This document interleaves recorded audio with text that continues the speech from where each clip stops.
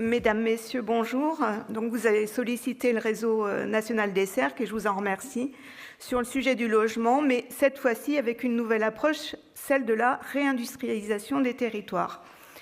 À l'origine, une question portée par Samuel Minot, président de la CERC Auvergne-Rhône-Alpes et président de la FFB Auvergne-Rhône-Alpes, quelle est la capacité des territoires d'industrie à loger les nouveaux emplois.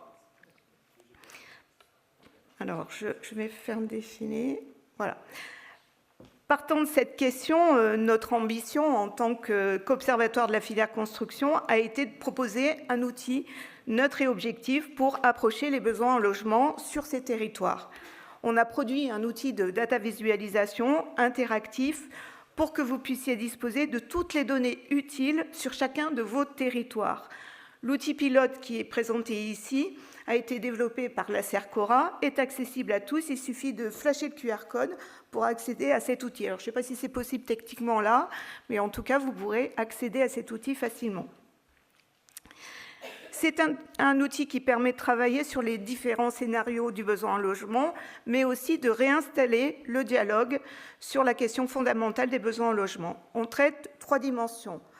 Le calcul du besoin en logement avant effet réindustrialisation, donc intrinsèque au territoire, puis le calcul du besoin en logement avec les effets liés à la réindustrialisation, et ensuite, plus généralement, on regarde toutes les caractéristiques du territoire, à savoir le taux d'emploi, le taux de chômage, les déplacements, domicile, travail. Un petit mot sur le calcul du besoin en logement. Donc, la méthode utilisée est une méthode officielle, usuelle. Elle repose sur 5 facteurs. Les 3 premiers sont le renouvellement du parc, le desserrement des ménages et la variation du parc tampon. Ces 3 premiers facteurs constituent ce qu'on appelle le point mort et représentent le niveau de besoin en logement nécessaire pour maintenir la population en place. On ajoute ensuite les hypothèses d'évolution démographique de l'INSEE et nous obtenons les besoins organiques du territoire. Et enfin, le 5e facteur, c'est celui des besoins en logement liés aux nouveaux emplois créés par les projets de réindustrialisation. Concrètement, le mieux, c'est que je vous emmène sur un territoire. Donc là, je vais illustrer la démarche avec le territoire d'industrie Lezoux, Thiers, Ambert, Montbrison. C'est un projet qui est porté par les élus et de créer des emplois sur le territoire au plus près des lieux de vie des habitants en s'appuyant sur l'industrie locale. On va voir en 4 ans ce que ça donne. Vous allez voir, c'est assez probant. Premier temps, on regarde déjà le niveau d'emploi attendu. Dans notre enquête auprès des porteurs de projets, on a 160 emplois qui sont attendus dans le cadre de la réindustrialisation par la collectivité. Si on regarde un peu quelles sont les caractéristiques de l'emploi au niveau local, l'emploi dans l'industrie sur ce secteur est plutôt un secteur en perte de vitesse sur les dernières années, avec une reprise sur la période récente. Les autres secteurs sont en revanche plutôt dynamiques en termes d'emploi et le taux de chômage est quant à lui plutôt faible. Donc du coup, on a probablement un territoire, il faudra recourir à de la main-d'œuvre extérieure. Deuxième temps, on calcule le besoin en logement de ce territoire. Donc, comme je vous le disais, on travaille sur 4 scénarios et on retient finalement les 2 du milieu, le scénario modéré et le scénario dynamique. Sur Lezoux, Thiers, Ambert, Montbrison, on a un besoin en logement d'ici 2030 qui est compris entre 710 logements pour le scénario modéré et 850 pour le scénario dynamique. Donc, un besoin qui est porté majoritairement par le desserrement des ménages et l'évolution démographique du territoire. Troisième temps, on regarde ce qui a été construit. Donc, et l'éventuel manque de logement par rapport à ce qui a été construit. Sur ce territoire, c'est 650 logements qui ont été construits en moyenne sur les 5 dernières années. On est donc bien inférieur aux 2 scénarios qu'on vient de calculer.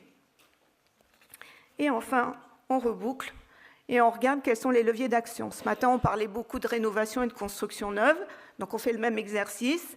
Donc on regarde si on peut réintroduire des logements qui allaient sortir du territoire sur le marché et remettre sur le marché, par exemple, des logements vacants. On a sur ce territoire beaucoup de logements qui sont anciens et la part des logements vacants est plutôt élevée, mais avec des logements vacants depuis très longtemps. Donc c'est un potentiel, mais avec des rénovations qui risquent d'être extrêmement lourdes, ce qui va limiter la faisabilité de cette action. Donc on regarde l'autre aspect des leviers, à savoir la construction neuve de logements. On peut par exemple avoir une action plus particulière sur le logement social et inciter les collectivités à construire des logements sociaux. Et on sait que sur ce territoire, on a 5 des 6 communes qui sont concernées puisqu'elles ont un taux en dessous du taux cible SRU. Et en résumé, donc si on regarde toujours cet exemple, on est sur un territoire où il faudra construire de nouveaux logements pour accueillir le projet de réindustrialisation. Pour terminer, on reboucle avec une mise en perspective régionale des tensions sur le territoire de la région Auvergne-Rhône-Alpes. Vous avez ici cartographié les 25 territoires d'industrie Aura selon 3 typologies. Les territoires déficitaires en rouge, ils sont nombreux, vous le voyez, 14 territoires où le besoin en logement n'apparaît pas couvert par la dynamique de construction neuve des dernières années. Vous avez des territoires intermédiaires en vigilance orange, 7 territoires où la construction neuve couvre les besoins en logement, mais sur un niveau de scénario modéré, pas dans le cas d'un scénario dynamique. Et enfin, vous avez des territoires où, en apparence, j'allais dire, la construction neuve couvre quantitativement le besoin, mais en fait, on a des tensions liées à des difficultés d'accès pour les ménages à revenus intermédiaires et modestes.